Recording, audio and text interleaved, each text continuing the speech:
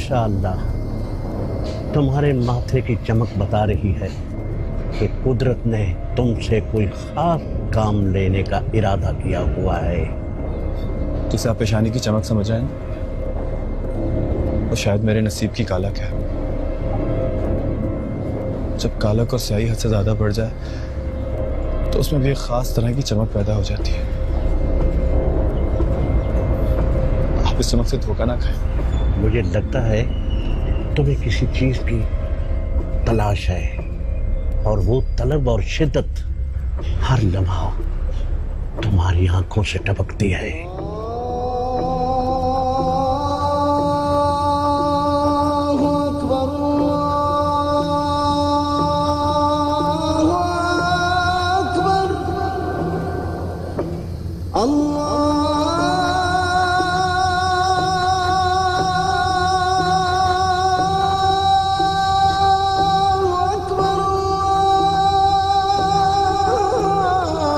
कहीं ना कहीं तुम ये समझते हो कि तुम्हारा मजहब तुम्हारे रास्ते की रुकावट है, मगर याद रखो मियां, मजहब उस वक्त तक की रुकावट लगता है जब तक इंसान उससे दूर रहता है, मगर करीब जाने पर ही पता लगता है कि ये बहुत बेज़रत और दोस्तनुमा चीज है।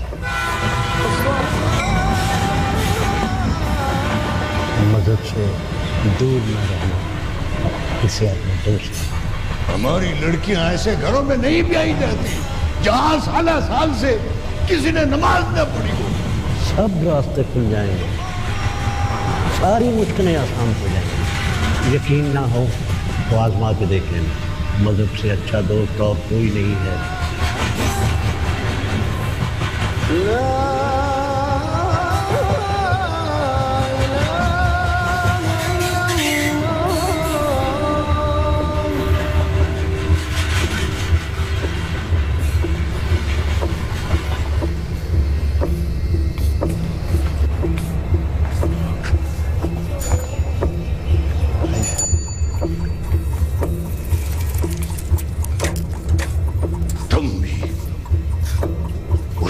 से ताल्लुक रखते हो, उस घर को छोड़ देने से तुम्हारी खसलत नहीं बदल जाएगी।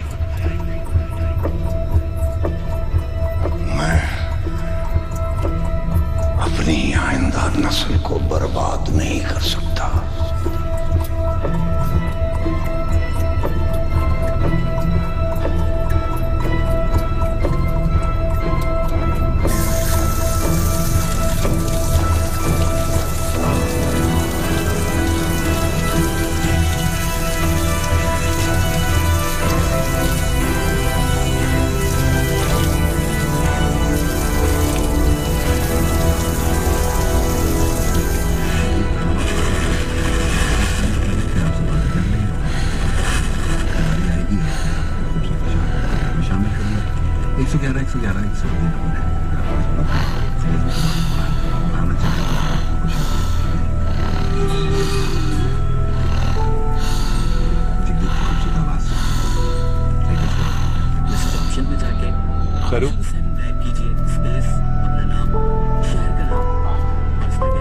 क्यों बहू, खैर तो है, सुबह सुबह किधर? खैर मुझे शहर ले चल, पुरानागंज की मस्जिद जाना है।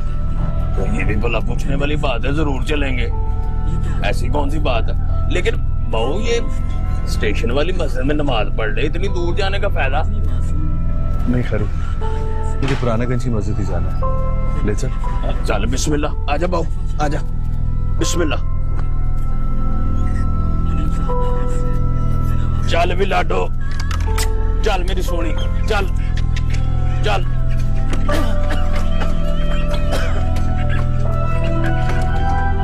ओ बाजी पीछे हट जाओ, नमाज से पहले ही मर जाओगे। चल भी चल लाडो, चल।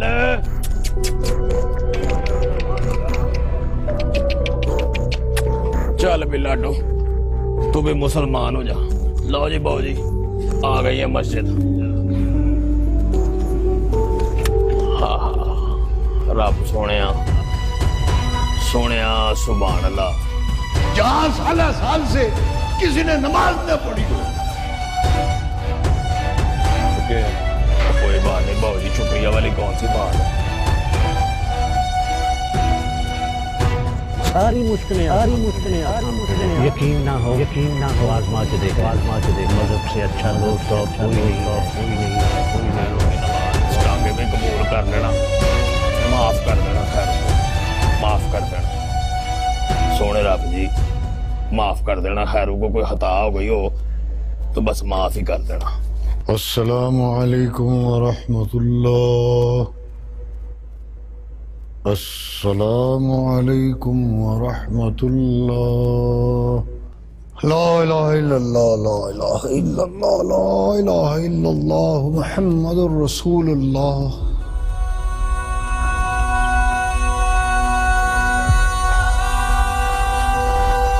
उन्होंने दौलत ना होने की वजह से और आपने मुझे मजहब की दूरी की वजह से हकीर कर दिया।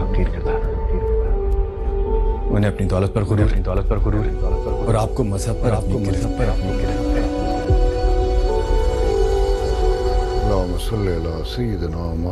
एक बात कान खोल के सुन लो, ये जो मंसूबा तुम बना रहे हो ना, ये मैं कामयाब नहीं होने दूंगी। तुम क्या समझते थे कि तुम हमारे जवान बेटे को वरगला कर हमारे सामने खड़ा कर दोगे और हम खामोशी से देखते रहेंगे?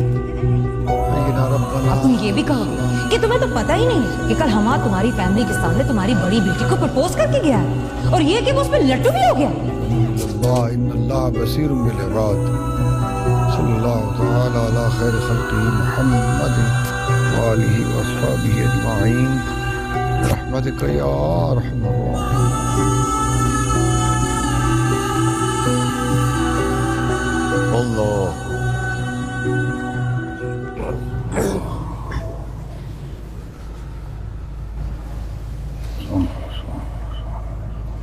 मौलवी साहब, आज से फजर और इशा की नमाज में यहीं पढ़ूंगा।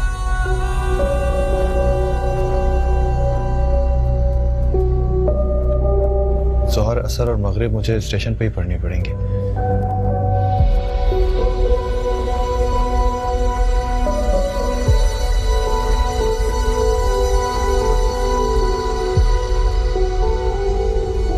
आपसे दरख्वास्त है कि फिलहाल मेरी नमाज, दीगर दुआओं और ताक़ीबात की तस्दीक करा दीजिए।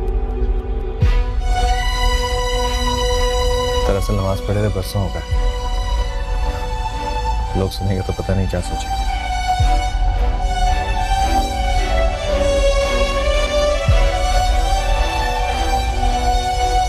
माशाअल्लाह, ये हमारे लिए बड़ी सादत की बात होगी।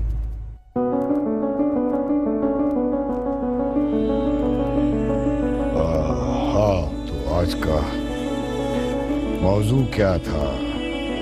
हाँ, मेरी उम्र भर की कमाई, मेरी नेकलाम और हुकूकुल इबाद, मेरी इज्जत को आज भट्टा लगा दिया किसी ने। हुकूकुल्लाह तो अल्लाह ताला फरमाते हैं कि मैं माफ कर दूंगा, मगर हुकूकुल इबाद। ये आपका खानदान और उसकी हुर्मत यह है कि जिसकी खातिर मैं आज यहाँ आपके दरवाजे पर माफी की दरख्वास्त का कशकोल लिए खड़ा हूँ।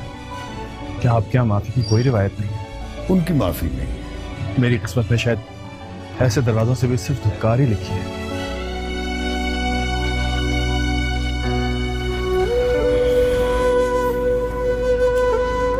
आजा बहू, कहाँ रह गया है?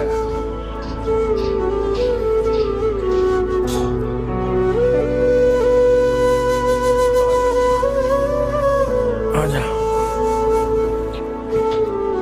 क्या कह रहा था? नमाज सिखाने की, कुरान पढ़ाने की और मसनून दुआएं याद करवाने की दरख्वास्त कर रहा था। लेकिन पूरे शहर में इसी मस्जिद के पेश इमाम से ये सीखने की क्या जरूरत है? ये तो कहीं से भी सीख सकता है। लेकिन ताया जान, हम उसे मना तो नहीं कर सकते ना। ये सब सिखाना हमारा फर्ज है, फिर चाहे सीखने वाला तालिब कोई भी हो।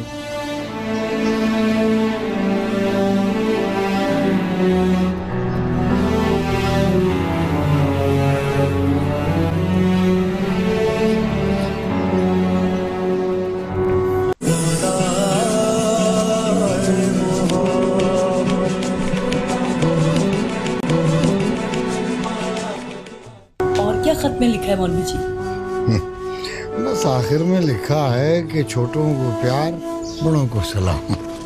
अल्लाह का शुक्र है छोटी भी अपनी औलाद के फर्ज से सुबकदोश हो जाएगी। अल्लाह बख्शे बड़ी अम्मा को, उन्होंने पूरे घर की जिम्मेदारी कैसे संभाल रखी थी। आपस में फासले थे मगर राब्ते में थे। एक का खत आया तो दूसरे का गया। मैं बच्चियों को भी उनकी खाला याद आ रही होगी। अब तो वो इतनी दूर जा बसी है कि उसकी खैर खबर ही मिल जाए तो बहुत। जी सच कहा आपने मौलवी जी, मगर हमारे घर से किसी को तो जाना होगा। 10 साल के बाद उसके घर खुशी आई है, आपको भी चलना होगा। नहीं, मैं तो नहीं जा सकूंगा। वो बरसात से पहले मस्जिद की छत की मरम्मत करनी है। तुम ऐसा करो कि अब्दुल्ला को साथ ले जाओ, साथ बच्चियों को भी ले जाओ। मौलवी जी, आपको मैं कैसे ये अकेला छोड़ जाऊं? पहले की बात और थी और ईमान तो हरगिज नहीं मानेगी। इसीलिए तो मैं तुम्हारा सहारा ले रहा हूं। तुम उससे समझाओ, उससे कहो कि ये तुम्हारे बाप की ख्वाहिश ही नहीं, हुक्म है। आखिर दिलावर भाई को इतनी जल्दी क्या है? हमने इस रिश्ते से बिल्कुल इनकार तो नहीं किया ना। कैसी बातें करती हो तुम? आखिर कब तक वो अपनी बेटी को घर बिठाएंगे, और वो भी एक ऐसे लड़के के लिए जो किसी दूसरी लड़की के इश्क में मुब्तला होकर पता नहीं कहाँ बर्बाद होता फिर रहा है। बी प्रैक्टिकल फॉर गॉड्स सेक। ऐसे रिश्ते की बात कहाँ चला रहे हैं? मैंने कुछ ज्यादा पूछा नहीं। मेरे बेटे ने मुझे इस काबिल छोड़ा ही नहीं कि मैं किसी के सामने अपना सर उठा सकूं। करूं सजदा। अब बहुत सर्दी लग रही है तो ये लीड़ा ले ले मेरा, और ले ले। बिस्मिल्लाहिर्रहमानिर्रहीम। बिस्मिल्लाहिर्रहमानिर्रहीम। यासीन। यासीन। यासीन नहीं, यासीन। यासीन। देखिए, मैंने आपको बताया था कि कुरान को पढ़ने के कुछ उसूल होते हैं। ज़ेर, ज़बर, पेश, तजदीद, सबका ख्याल रखना पड़ता है। वल कुरानिल हकीम। वल कुरानिल हकीम। हकीम। हकीम। नमाज पढ़ने को तो मेरा भी बड़ा दिल चाहता है, पर पता नहीं क्या बात है, तबीयत इधर नहीं आती। मियाँ हाजिरी तो लगानी ही पड़ती है, वरना फरिश्ते शायद अगले इम्तिहान में ना बैठने दें। कच्ची पक्की हाजिरी हो तो शायद इम्तिहान में दाखिला मिल ही जाए, वरना हम तो गैर हाजिरियों के ही केस में धर लिए जाए। तुम भी उसी घर से ताल्लुक रखते हो। उस घर को छोड़ देने से तुम्हारी खसलत नहीं बदल जाएगी। सब रास्ते खुल जाएंगे, सारी मुश्किलें यकीन ना हो आजमा के देखो, मजहब से अच्छा दोस्त और कोई नहीं। अब अगर तुम्हारी इजाजत हो तो मेरी नमाज का वक्त हो। बेफिक्र हो जा, तेरी जमात नहीं छूटेगी, टाइम पे पहुंचाऊंगा। चलो। इसमें वजू करने का सही तरीका लिखा, एक मतलब ऐसे पढ़ लेना, और इसके अलावा भी मैं तुम्हें बता देता हूँ। जी देखो, सबसे पहले बिस्मिल्लाह पढ़ते हैं और यहाँ तक हाथ धोते हैं। उसके बाद 3 बार कुल्ली करते हैं। कुल्ली करने के बाद 3 मरतबा नाक में पानी डालना है, लेकिन नाक में पानी डालते हुए ये ख्याल रहे कि नर्म हड्डी तक पानी जाए। तो 3 मरतबा चेहरा साफ करें और फिर 3 मरतबा कोहनियों तक हाथ धोएं। मजहब उस वक्त तक की रुकावट लगता है जब तक इंसान उससे दूर रहता है, मगर करीब जाने पर ही पता लगता है कि ये बहुत बेजरत और दोस्त नमाज़ी है। कभी बात भी कर लिया करें। ये तो बात पक्की है, मैं चाहे मुसलमान हूँ या ना हूँ, मेरा तांगा मुसलमान हो गया मस्जिद जा जाके।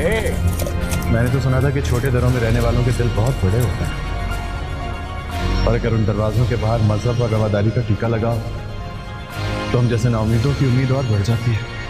आपकी अमारत और आपका बड़ा खानदान अपनी जगह, लेकिन हमारे खानदान की हुर्मत पर कोई इल्जाम लगाए, इसका हक किसी को नहीं है। क्या बिगाड़ा था मैंने तुम्हारा?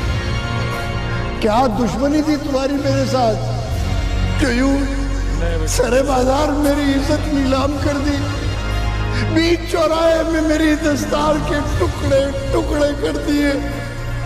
सिर्फ तुम्हारी वजह से मेरी बच्चियों के किरदार पर कीचड़ उछाला गया। मैं तुम्हें बद्दुआ भी नहीं दे सकता। अल्लाहुम्मा फ़्तहनी अब्वाब रहमत। अल्लाह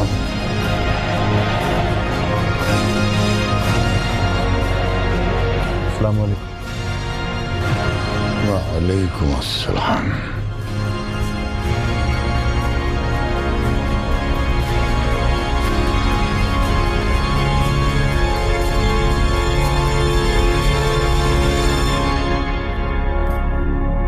रब्बना तक़ब्बल मिन्ना इन्नका अंतस समीउल अलीम व तुब अलैना इन्नका अंतत तव्वाबुर रहीम।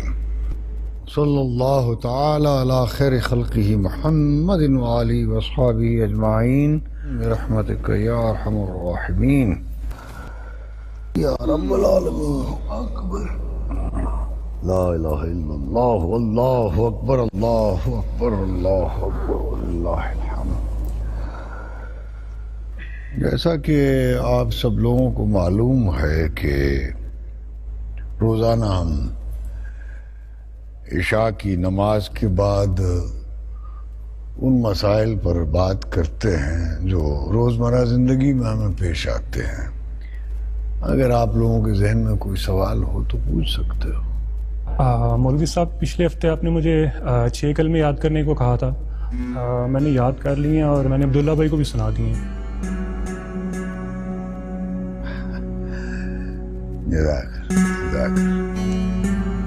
मैंने भी 6 कलमे इमाम मुफस्सिल और इमाम मुजम्मिल के साथ दुआ कुनूत भी याद कर लिया मौलवी साहब। आप कहें तो सुनाओ। अच्छी बात है, अच्छी बात है। अब्दुल्ला मियाँ को सुनाकर तस्हीह करवा लेना है। अच्छा भैया, अल्लाह हाफ़िज़।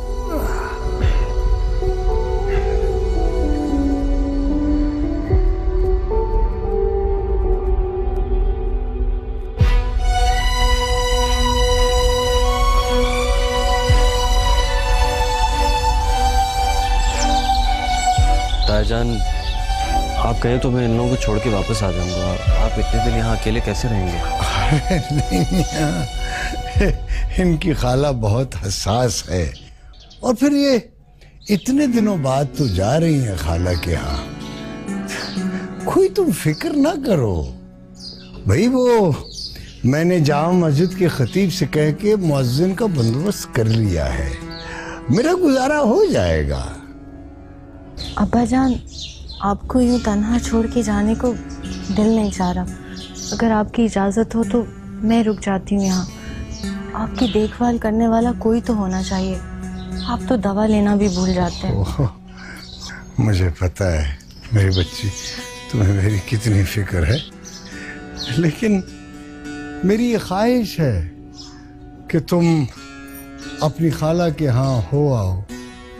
ये उसकी पहली खुशी है। अगर कोई ना गया तो वो नाराज हो जाएंगी। अच्छा, वहाँ पहुँचते ही मुझे टेलीफोन करना है। आप हमारी फिक्र ना करें, अपना ख्याल रखिएगा और दवाएं वक्त पे लेते रहिए। अच्छा अच्छा, ठीक है, ठीक। चलो चलो बेटा, औरत है भूल जाए तो तुम टेलीफोन कर देना। चलो हाँ।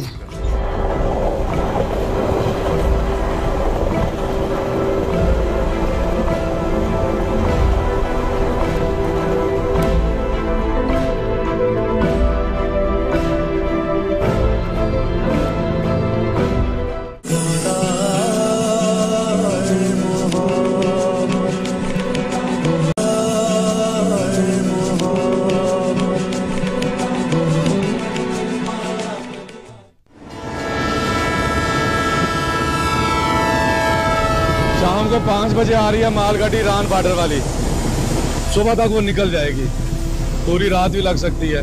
मैंने ऑर्डर आमों को तो कह दिया। मेरा मतलब है कि बाऊ, गड्डी आने से पहले तू भी जरा ध्यान कर लेना। तो देख, ठीक है ना?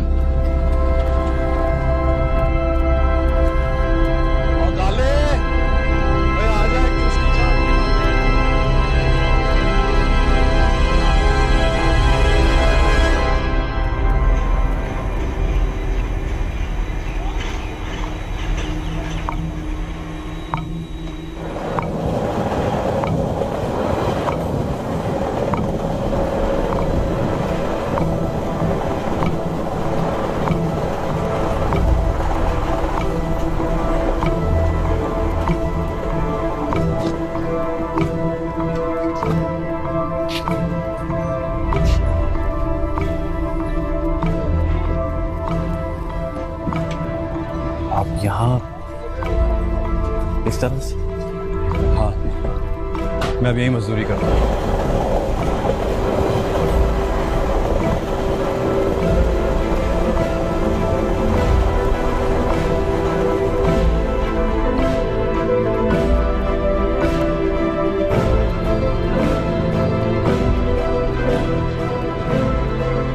आप बताइए कहाँ का इरादा?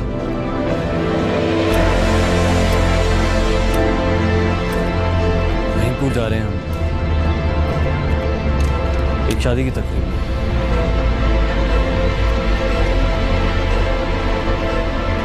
मौलवी साहब नजर नहीं आते। वो घर पर ही रुके हैं, बहुत लंबा सफर नहीं कर सकते। चलिए मैं आपको आगे तक छोड़ूंगा।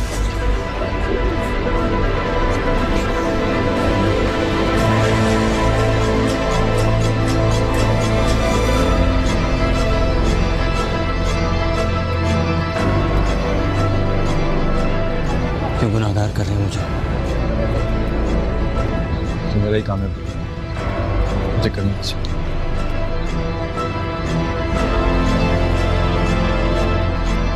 उनके हाथों के छाले अब मेरे दिल के छाले बन चुके हैं। वो आज भी ये दावा और जिद करते हैं कि एक दिन तुम आओगी और ये मोती उन्हें वापस लौटाओगी।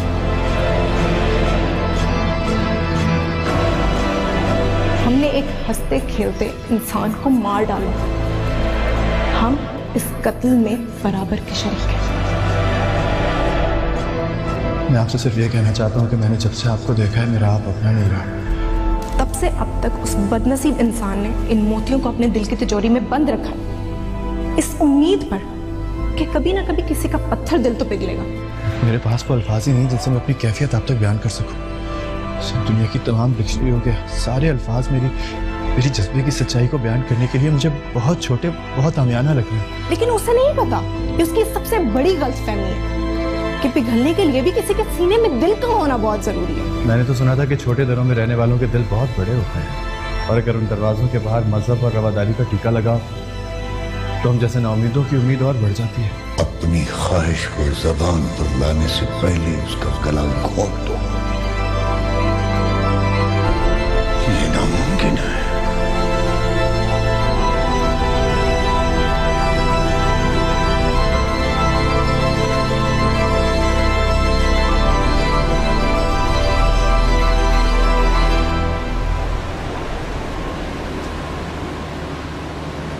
सुनिए, मुझे आपके जवाब का इंतजार है।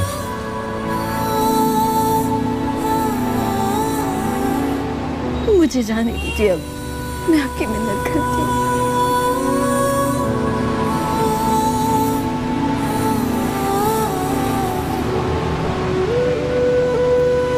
मेरी सीट अगली बोगी में, आपको एक मशवरा देना चाहता हूँ। हम आज जिंदगी में कुछ लोग हमेशा से लाहासिल रहते हैं, बर्बाद करते हैं। खुद को बर्बाद मत कीजिए, अपने घर वापस लौट जाइए।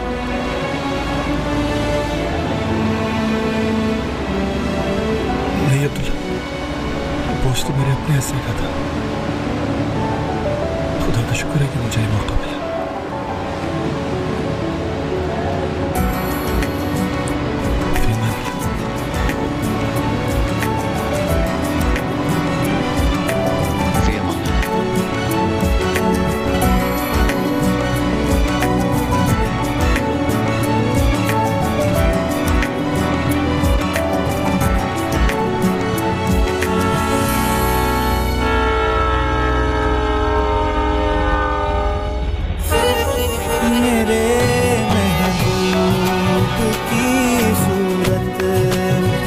जब देखूं तो क्या समझूं, मोहब्बत का खुदा भी है, खुदाई भी मोहब्बत है।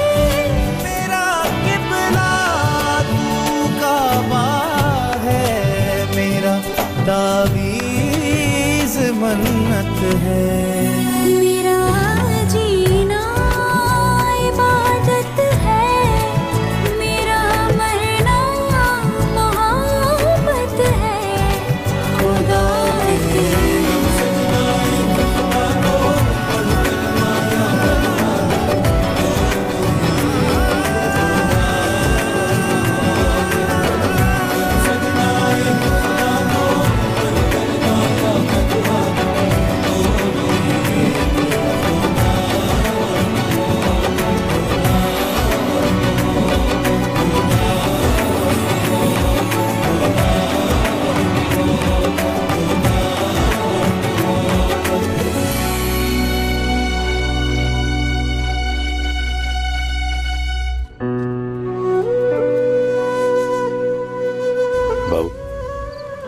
बड़ी आग है तेरे अंदर। कहां से लाया है तू इतनी आग? आग कहां बाकी रह गई है गफूर? मैं तो लम्हा बलम्हा बुझ रहा हूं। जिनके दिल जलते हैं वही अंदर से बुझते हैं। गफूरा आज तक समझ रहा था कि इस दुनिया में सिर्फ गफूरे ने इश्क किया, लेकिन आज पता चला है बाबू, गफूरे को तो इश्क किया इनका भी नहीं पता। बड़ा लावा है तेरे अंदर। कहां से लाया तू इतना लावा? देख बाबू, सब कुछ अंदर दबा के रखेगा ना तो अंदर ही अंदर सुलग जाएगा। कौन थी वो लड़की बता?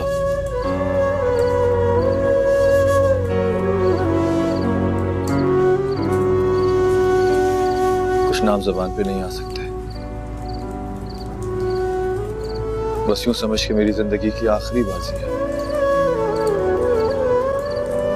जीत गया तो सारी दुनिया को पता चल जाएगा, और हार गया तो उसी के साथ खाक। तू हारेगा नहीं बाबू, ये नामुमकिन है। अगर तू हार गया ना तो मोहब्बत हार जाएगी।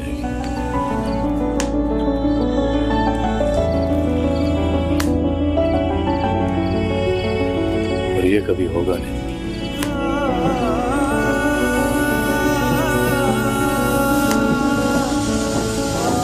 सब रास्ते खुल जाएंगे, सारी मुश्किलें यकीन ना हो आजमा के देख, मजहब से अच्छा दोस्त और कोई नहीं है।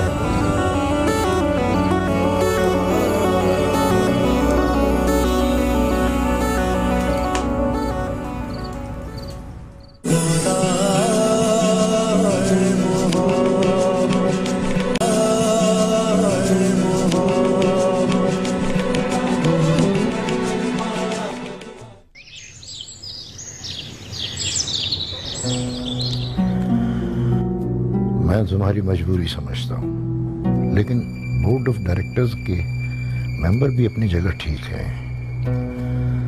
अम्माद के नाम पर जितना बिजनेस एस्टेब्लिश हुआ है, अब इसकी मैनेजमेंट के लिए किसी न किसी को तो मुकर्रर करना पड़ेगा, कोई ना कोई सिग्नेटरी बनाना पड़ेगा। वो तो आप ठीक कह रहे हैं, लेकिन अगर हमने बोर्ड की बात मान ली तो हमाद की पोस्ट खाली हो जाएगी। इससे बोर्ड ऑफ डायरेक्टर्स में हमारी मेजॉरिटी जो है वो बहुत बुरी तरह इफेक्ट करेगी, and we can't afford that. मैं जानता हूं, लेकिन इस मामले को अब ज्यादा देर टाला नहीं जा सकता। आज तो कोरम पूरा ना होने की वजह से कोई बहस मुबाहिसा नहीं हुआ, लेकिन वो लोग ये मामला कभी ना कभी उठा लेंगे। हाँ, ये तो है। तो फिर क्या किया जाए? करना क्या है, हम्माद को ढूंढो ताकि वो खुद आकर हमारे ही बंदों में से किसी को डायरेक्टर अपॉइंट करे।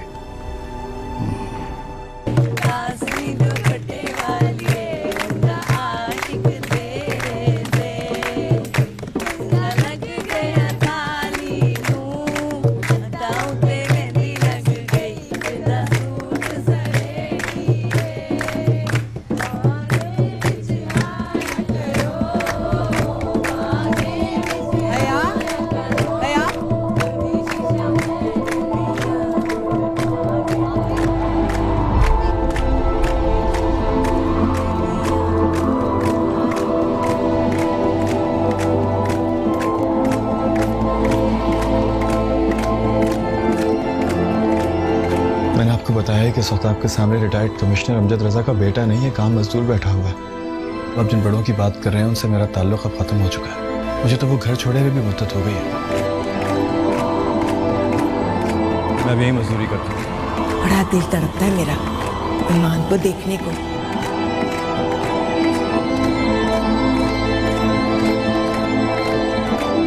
अब तो मैं वहाँ एक बार ही जाऊंगी, जब उसे बहू बनाकर अपने घर लेकर आऊंगी हमेशा के लिए।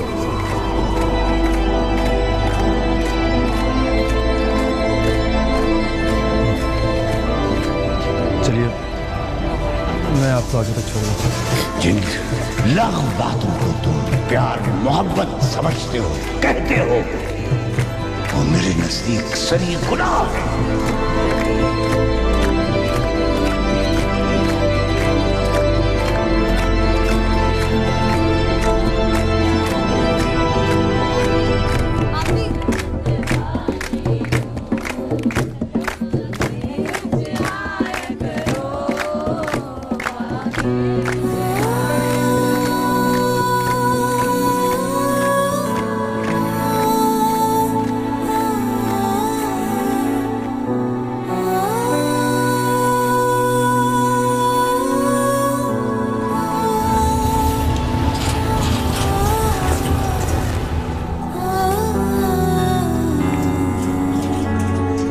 नजर नहीं आ रहा, ठीक तो है ना वो? खैरू कल मुझे बता रहा था कि वो प्लेटफॉर्म पे। आपने बिल्कुल सही सुना। अपने बाबू ने अपने अंदर की आग से ना सारी दुनिया को जला के राख करने का पक्का इरादा कर लिया है। मेरा मतलब ये है कि पता नहीं कौन कौन सा दुख लेके आया वो हमारे पास यहाँ। मैं आज से उसकी तमाम जिम्मेदारी तुम्हारे सुपुर्द कर रहा हूँ। तुम्हें बहुत ख्याल रखना होगा हम आदमियों का। न जाने किस मजबूरी के तहत वो यूं दर बदर की ठोकरें खा रहे हैं। आप इसकी फिक्र ना करें। वैसे भी वो बाबू गफूरे को लड़ गए। सारी जिम्मेदारी आज से मेरे ऊपर है। वैसे साहब जी, ये बाबू अपनी जवानी के साथ बड़ा जुल्म कर रहा है। पता नहीं किस बात की अपने आप को सजा दे रहे। ये कुलीगिरी का काम भी अपने आप को सजा देने के लिए कर रहा है। ठीक कह रहे हो तुम। खुदा जाने ये जिंदगी का कौन सा कर्ज है जिसे ये यूं बोझ ढो ढो के उड़ा कर रहा है। लिशक गई है वैसे। तेरा मेकअप कर दिया है मैंने।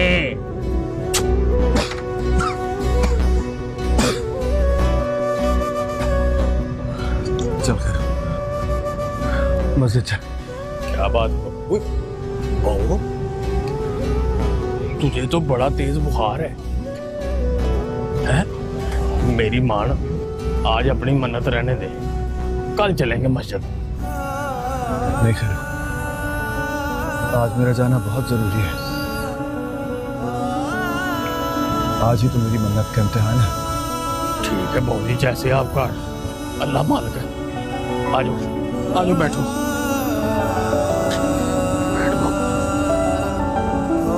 बिस्मिल्लाह।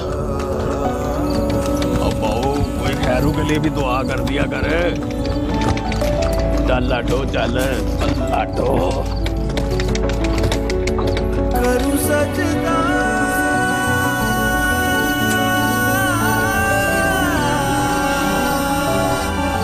करूं सजदा सजदा सजदा।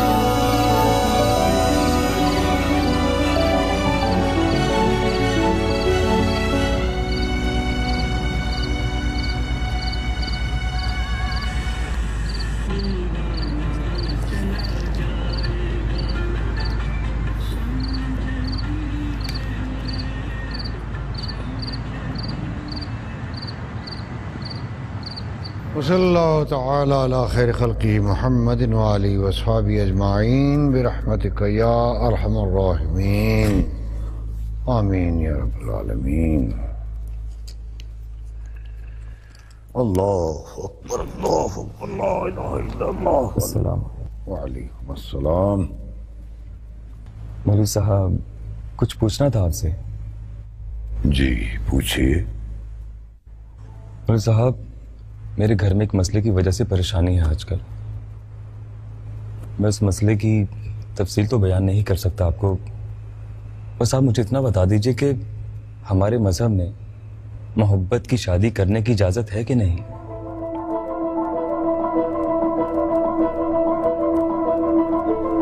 ये नामुमकिन है। मोहब्बत शादी के बाद मियां बीवी के दरमियान हो तभी जायज है, इसके अलावा दूसरी किस्म की मोहब्बत जायज नहीं। लेकिन हमारे मस्जिद में लड़की की रजामंदी जानने की भी गुंजाइश है ना। मैंने तो ये भी सुना है कि शादी से पहले लड़की और लड़का एक दूसरे की झलक देख सकते हैं, खास हालात में उनको इजाजत दी गई है। मतलब लड़की और लड़के की पसंदीदगी भी जरूरी है। जिन लाख बातों को तुम प्यार मोहब्बत समझते हो, कहते हो, वो मेरे नजदीक सरी गुनाह है। अगर जरूरत हो तो किसी हद तक इजाजत है, लेकिन हमारे माशरे में वही शादियां कामयाब होती हैं जो माँ बाप की मर्जी से तय पा जाए। इतना बड़ा फैसला एक कमजोर, नासमझ और कम उम्र लड़की पर छोड़ देना एक आगी दानिशमंदी है। और फिर दुनिया में कौन से ऐसे माँ बाप हैं जो जानबूझकर अपनी मासूम बच्ची को किसी गलत शख्स के साथ बांधना चाहेंगे। मैं अपनी आइंदा नस्ल को बर्बाद नहीं कर सकता, लिहाजा बेहतर यही है कि ये फैसला लड़की के माँ बाप पर छोड़ दिया जाए। किसी लड़की का रिश्ता तलाश करते हुए लड़की के माँ बाप को लड़के में किन शरई बातों का ख्याल रखना चाहिए मौलवी साहब? तमाम शरई बातों का, मजहब, कलमा, नमाज, रोजा, हसब, नसब, सब कुछ। और अगर कोई लड़का इन तमाम बुनियादी शराइत पे पूरा उतरता तो फिर तो लड़की के माँ बाप को इस रिश्ते पे रजामंदी के लिए किसी किस्म की हिचकिचाहट का मुजाहरा नहीं करना चाहिए ना मौलवी साहब। जिस माशरे में हम जिंदा हैं उसके भी कुछ तकाजे हैं। हाँ, अगर कोई माँ बाप को खास मजबूरी लाहिक ना हो तो उन्हें ये रिश्ता कबूल करने के लिए हिचकिचाना नहीं चाहिए। अच्छा,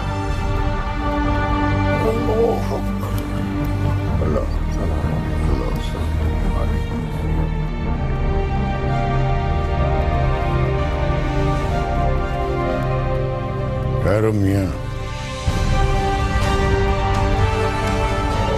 2 घड़ी रुक जाओ, मुझे तुमसे जरूरी बात करनी है।